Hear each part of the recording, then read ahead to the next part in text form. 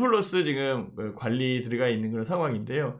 납품하는 업체들이 어떻게 움직일지 제가 계속적으로 주시하고 있는 상황이거든요. 뭐 LG전자는 이쪽 납품 안 한다고 그랬다가 지금 납품 재개하고 있는 상황이고요. 좀 알아보니까 뭐 농수산물이나 이런 쪽 있잖아요. 신선식품 뭐 이런 것들은 지금 잘 들어온대요. 들어온대요. 근데 이제 잘 들어오면 뭐해? 물품 대금을 받을 수 있느냐가 문제지. 물품 대금을 줄 수 있는가를 지금 굉장히 첨예하게 납품하는 중소기업들 쳐다보고 있는 상황인데요. 정부도 이거 좌시하면 안 될 것 같아요. 그래서 지금 시장에 영향을 주는 요소는 두 가지. 그렇죠? 트럼프의 관세와 우리나라 같은 경우에는 뭐 관세에 대한 영향 그거는 뭐 트럼프 쪽에 이슈에 해당되는 그런 상황이니까 그쪽으로 보시고 내부적 부분에서는 TMF 사태처럼 그렇게 번지면 안 되는 거니까. 그리고 홈플러스에 대한 회사채 이런 쪽이 어떻게 움직이는지 이것을 계속적으로 살펴봐야 돼요.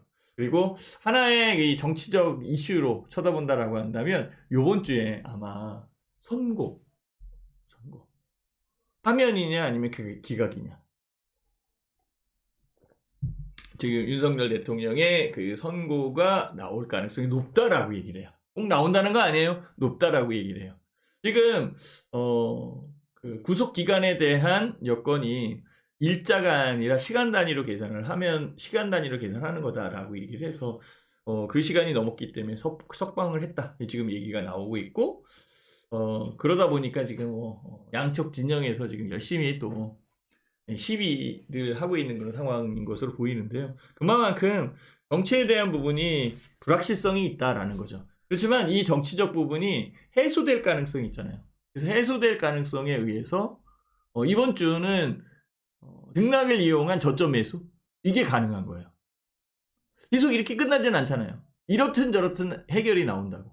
관세에 대한 정책도 지금 이제 제가 이제 전체적인 부분은 얘기했고 지금 많이 회원님들이 많이 들어왔으니까 이거 봐보자고 이제 하나씩 보면 돼요. 관세에 대한 얘기도 지금 이번 주 정도 지나가면은 지금 이거 거의 이제 익숙해졌다라고 볼 수 있죠. 관세 그래. 이거를 이제 새로운 이슈로 쳐다보진 않죠. 이게 노출된 거예요, 이제 노출. 저렇게 되는구나. 그렇죠. 일단은 관세에 맞으면은 아프죠. 그래서 미국을 대항해서 지금 합종 연행을 하고 있다. 중국 이하에. 우리나라 같은 경우에도 어디에 낄지 좀 봐야 돼요, 지금. 그래서 이것도 노출되는 재료에 대한 부분이 재료에 대한 여건들이 노출되면은 재료로서의 가치가 훅 하고 떨어져요. 아직은 돌발적 변수가 있는 상황이기 때문에 이거 봐주는 그런 상황이죠.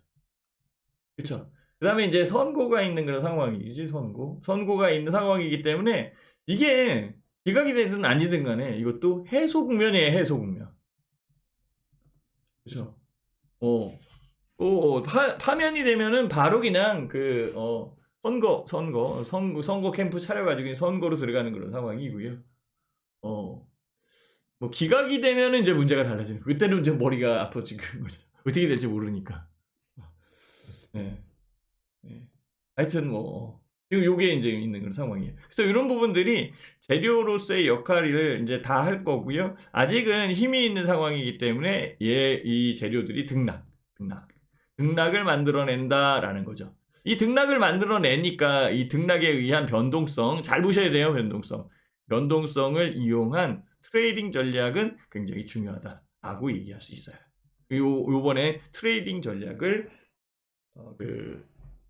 잘 사용을 해야 되지 않겠나라고 얘기를 하는 거죠. 그래서 이 부분 이게 지금 한국 시장에 제일 크게 작용하는 거고요. 일정별 일자에 대한 부분에서 미국 시장에서 CPI가 나온대요. CPI. 소비자 물가지수 CPI.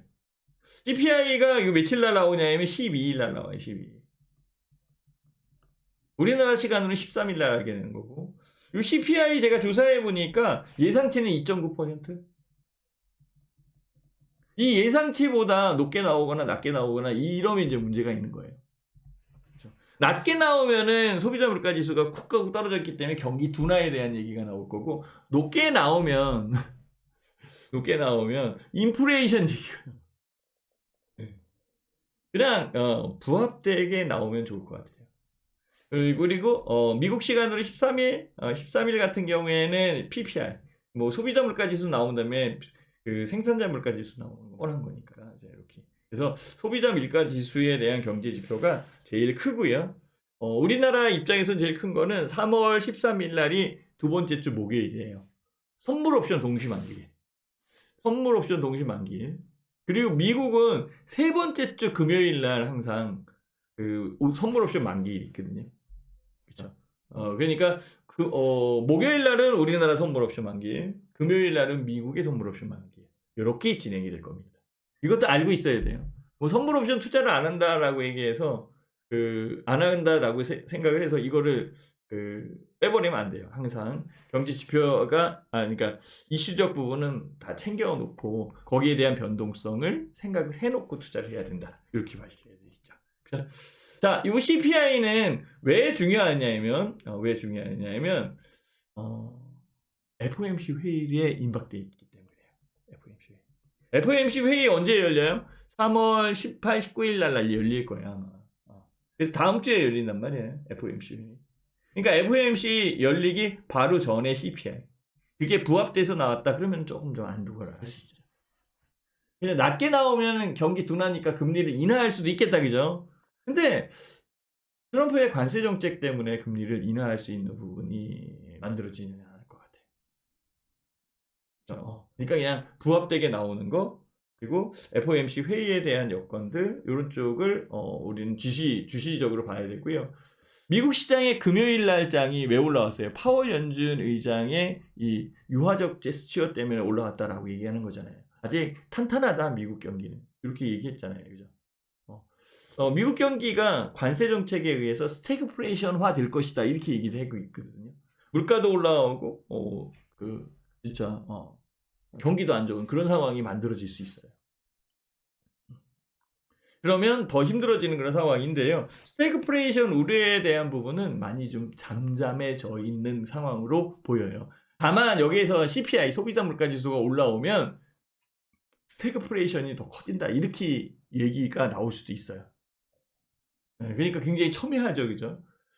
그래서 요번 주에는 딱히 뭐 다른 경제 지표나 이슈가 나오는 건 아닌데 CPI라는 이 굵직한 게 툭 하고 튀어나오는 그런 상황이고, 우리나라는 선고 아까 얘기한 거 이거 선고 이거 있는 상황이고, 미국의 관세 작용하고 이런 것들이 시장의 이 등락과 변동성, 변동폭을 만들어낸다 이렇게 보시는 거예요.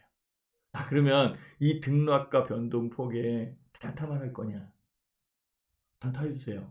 그동안 단타만 할 거냐? 그건 아니죠. 우리나라 지금 저평가되어 있거든요. 시장 그러니까 선행 12개월 선행 PBR, PER이 8배예요. 8배. 정말 낮아요. 지금 코로나19 바이러스에 있을 때부터 더 낮아. 그러니까 굉장히 지금 저평가되어 있어요. PBR 같은 경우에도 0.8배. 1배면은 동률이거든요. 그죠? 그러니까 1,000원이면 1,000원의 가치가 있어야 되는데 지금 1,000원이 지금 800원의 가치. 800원으로 되어 있는 거예요. 1,000원의 가치가 지금 800원으로 할인되어 있어요. 그죠? 그러면 200원 올라와야 되잖아요. 그죠? 그러니까 굉장히 저평가되어 있는 부분이에요. 그러면 등락을 이용한 여건에서 변동폭이 클 때 쿡 하고 내릴 때 뭘 사야 돼요? 핵심 우량주를 사는 거예요. 꼭 대형주가 아니어도 돼요. 핵심 우량주를 살 수 있게끔 이렇게 유도해 가야 돼요. 그래서 핵심 우량주 같은 경우에는 지금 생각을 해보세요. 주가가 계속 올라가고 있었으면 전 더 좋았어요. 왜냐하면 저는 포트를 구성하고 있거든요. 그렇죠? 중장기 포트를 갖고 있잖아요. 계속 가고 있는 그런 상황이었어. 근데 이런 등락 막 변동성이 있어서 조금 내려왔거든? 그래서 계속적으로 올라가면은 하루하루 올라갈 때마다 난 좋은 거고 더 갔으면 좋겠어. 그러면은 그걸 안 산 사람들은 진짜 저거 내려와야 사는데 저거 갖고 있는 사람 부럽다 이렇게만 생각할 거 아니에요. 근데 요번에 등락 때문에 왔다 갔다 하게 만들었어. 그러면은 야, 지금 제가 저거 살려고 그랬었던 건데 많이 올라왔던 건데 내려왔다. 그때 사고 싶어가지고 아 저거 내려오면 사야지라고 생각하는 거 사야지. 근데 등락과 변동성 때문에 못 사. 그런 상황이 또 벌어진다고. 그러니까 지금 현재 뚝심을 세워야 돼. 그러니까 뚝심을 딱 세워놓고 뚝심을 세우려면은 각각의 정보와 이 회사에 대한 내용적 측면을 제대로 알아야 되거든요. 그래 이거 사야 돼. 이런 생각이 들어야 되는데 그때는 사고 싶었는데 지금 떨어지니까 무섭다. 못 사겠다. 이렇게 나오면은 그건 놓친 거예요. 그래서 이번 주가 중요한 거예요. 그래서 등락을 이용한 변동성을 이용을 해서 핵심 우량주를 담아갈 수 있는 포트를 구성할 수 있는 여건도 되겠다. 그래서 포트 구성에 대한 종목도 제가 알려드려야겠다 이 생각을 좀 하고 있습니다. 이번 주에 월요일서부터 매매 들어가는 거 잘 지금 지켜봐 줘야 됩니다. 어쨌든 뭐 이 등락에 대한 여건과 재료에 대한 이 노출 이런 부분들은 해소가 될 거고요. 해소되는 부분에서 싸게 살 수 있는 여건이 된다면 저는 매수를 할 겁니다. 그리고 올라오면은 목표가대로 매도를 해서 수익을 내자. 이렇게 다시 한번 알려드립니다. 요게 되게 중요한 거예요. 뭐라고 지금 얘기했어요? 그럼 포인트 생각이 들어야죠. 자, 지금 2563포인트거든요. 여기 한번 봐보세요. 2563포인트. 요거 2600포인트 가야 될 거 아니야? 2600포인트. 그쵸? 아! 도전! 2600포인트 도전. 요번 주에 2600포인트 도전. 무슨 얘기야? 지금 관세 지금 12일서부터 지금 철강 관세 지금 올린다고 그러고 지금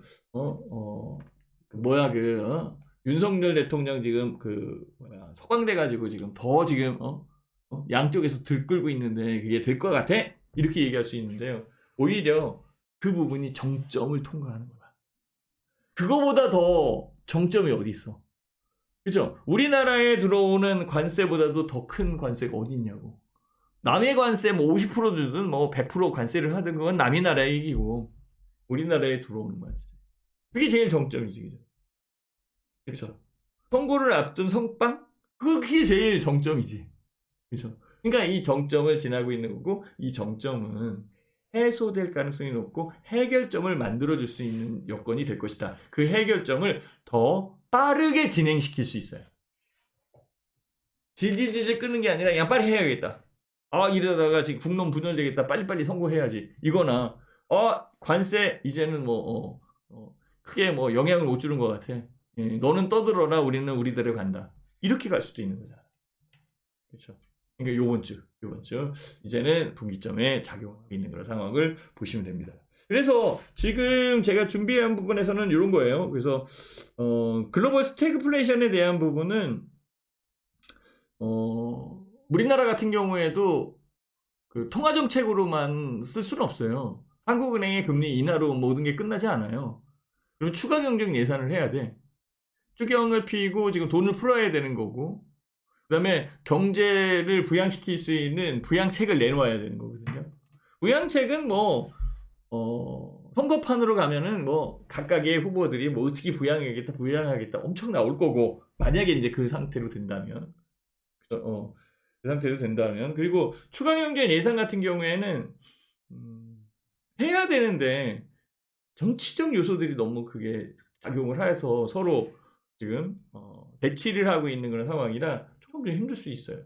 그렇죠. 그렇지만은 요번 주 안에는 뭔가 결말이 나오지 않겠느냐. 그렇죠.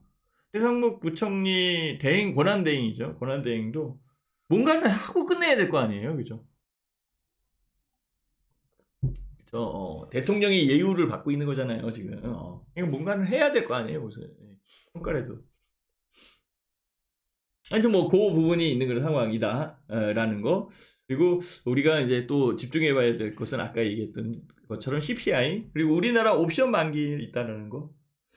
지난주에 미시건대 그 소비자 심리지수 있잖아요. 미시건대 소비자 심리지수 이것 때문에 주가에 등락이 있었죠. 그죠? 네, 심리가 이제 나빠지는 그런 상황이기 때문에 네, 사실 미시건대 소비자 심리지수가 시장에 영향을 주는 요소는 적었는데요. 그때는 이제 딱히 이제 그 주간에 그 영향을 주었던 그 주간에 딱히 다른 경제 지표들 이런 것들이 없었어요. 없었어요.